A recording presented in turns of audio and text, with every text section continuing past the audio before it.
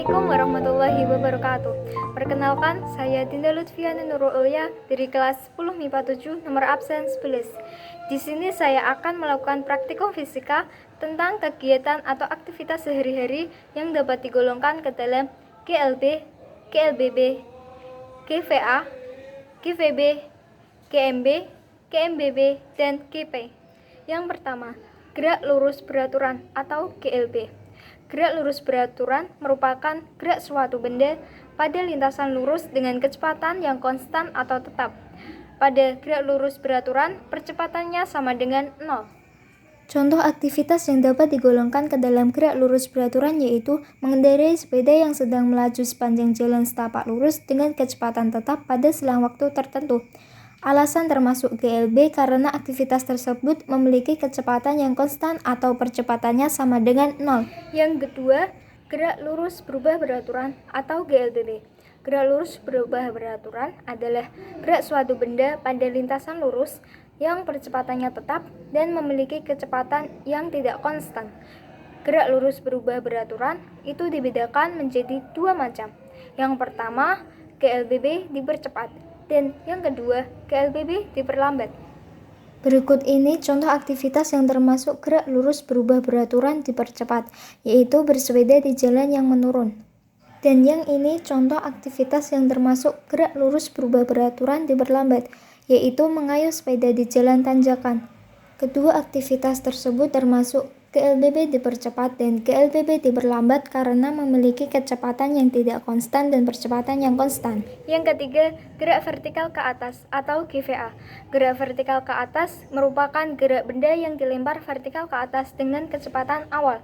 Benda akan mengalami perlambatan jika semakin meninggi.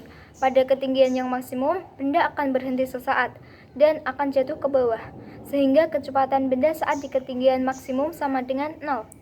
Contoh pada kehidupan sehari-hari gerak vertikal ke atas yaitu buah salak yang dilemparkan vertikal ke atas maka akan mencapai pada ketinggian tertentu. Aktivitas ini termasuk gerak vertikal ke atas karena pada tahap ini buah salak dilempar secara vertikal ke atas dengan kecepatan awal tertentu. Yang keempat, gerak vertikal ke bawah atau GVB. Gerak vertikal ke bawah merupakan gerak benda yang dilempar vertikal ke bawah dengan kecepatan awal tertentu. V0 tidak sama dengan 0. Dalam keseluruhan geraknya, benda selalu mengalami percepatan tetap yang sama dengan percepatan gravitasi. Gerak vertikal ke bawah hampir sama dengan gerak jatuh bebas. Bedanya pada gerak vertikal ke bawah memiliki kecepatan awal atau V0. Contoh pada kehidupan sehari-hari gerak vertikal ke bawah yaitu buah salak yang dilempar dari atas ke bawah. Alasan termasuk gerak vertikal ke bawah karena buah salak yang dilempar dari atas ke bawah memiliki kecepatan awal dan mengalami percepatan tetap yang sama dengan percepatan gravitasi. Yang kelima, gerak jatuh bebas atau GJB. Gerak jatuh bebas merupakan gerak benda yang jatuh dari suatu ketinggian tertentu tanpa adanya kecepatan awal. V0 sama dengan 0. Gerak jatuh bebas itu hanya dipengaruhi oleh adanya gaya gravitasi. Contoh pada kehidupan sehari-hari gerak jatuh bebas adalah bola yang dilepaskan ke bawah. Alasan termasuk gerak jatuh bebas karena bola ini jatuh tanpa adanya kecepatan awal. Ada contoh lain dari gerak jatuh bebas, yaitu buah mangga dengan sendirinya terlepas dari tangkainya dan jatuh ke tanah. Kemudian ada contoh buah mangga yang dipetik lalu dilemparkan ke bawah. Nah, itu merupakan gerak vertikal ke bawah. Jadi, buah mangga dengan sendirinya terlepas dari tangkainya itu merupakan gerak jatuh bebas, tetapi buah mangga yang dipetik lalu dilemparkan ke bawah itu merupakan gerak vertikal ke bawah. Nah, hati-hati dalam menentukan gerak vertikal ke bawah dan gerak jatuh bebas, karena gerak vertikal ke bawah dan gerak jatuh bebas itu hampir sama. Yang keenam, gerak melingkar beraturan atau GMB. Gerak melingkar beraturan adalah gerak melingkar dengan kecepatan konstan atau beraturan. Pada gerak melingkar beraturan, kecepatan sudut selalu tetap dan percepatannya dinamakan percepatan sentripetal yaitu sama dengan 0 yang berfungsi mengubah arah kecepatan linearnya, tetapi tidak mengubah besar kecepatan linear. Contoh pada kehidupan sehari-hari dalam gerak melingkar beraturan yaitu perputaran kipas angin setelah diputar.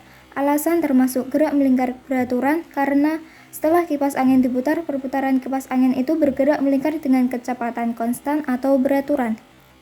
Yang ketujuh, gerak melingkar berubah beraturan atau GMBB. Gerak melingkar berubah beraturan merupakan gerak suatu benda yang menempuh lintasan melingkar dengan kecepatan sudut berubah-ubah dan percepatan sudutnya tetap.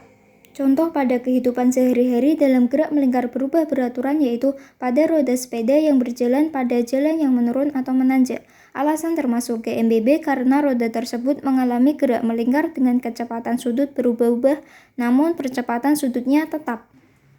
Contoh lain gerak melingkar berubah beraturan adalah gerak baling-baling kipas angin ketika dinyalakan ataupun ketika dimatikan. Yang kedelapan, gerak parabola atau GP. Gerak parabola merupakan gabungan dari penerapan gerak lurus beraturan sebagai sumbu X dan gerak lurus berubah beraturan sebagai sumbu Y. Jadi gerak ini adalah perpaduan gerak pada dua sumbu dengan elevasi tertentu. Biasanya gerak ini disebut juga gerak peluru, yang lintasannya setengah lingkaran. Contoh pada kehidupan sehari-hari dalam gerak parabola atau peluru yaitu gerakan servis pada bulu tangkis. Alasan termasuk gerak parabola karena gerak servis ini berbentuk parabola atau setengah lingkaran dengan kecepatan awal dengan sudut elevasi terhadap garis mendatar atau horizontal. Terima kasih telah menonton video ini. Apabila ada salah kata, mohon dimaafkan. Wassalamualaikum warahmatullahi wabarakatuh.